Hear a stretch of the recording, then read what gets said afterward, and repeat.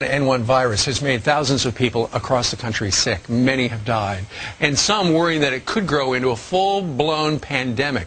Well, one state, the Commonwealth of Massachusetts, is preparing for that with a very controversial bill. Massachusetts proposing legislation that would allow police to forcefully quarantine residents and even impose martial law without a warrant.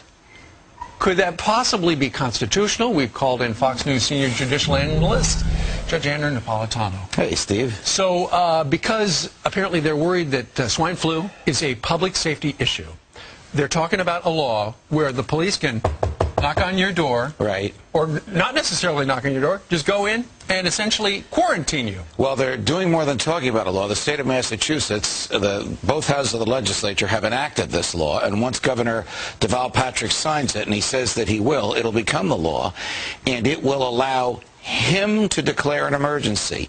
And once he declares an emergency, he can authorize non-healthcare licensed personnel, read that to mean police, sure, to vaccinate people against their will. Now, can they force adults to take vaccination? No. They will incarcerate adults without a trial, without charges, without even a search warrant, who refuse to be vaccinated. This is what the statute authorizes. Right. It also authorizes the statute also authorizes the police to remove children from adults, vaccinate them against the will of the child and the will of the parents. This is so troubling on so many different levels. I mean, first of all, you think, wait a minute, they've got a great big list with everybody who got a flu shot's name on it, and are they going to just have neighbors turn into other neighbors? Hey, they're sick. Well, they haven't gotten the shot. It's interesting you say that. There is not a clause in the statute that requires you to report a neighbor, but the government will encourage people to do it.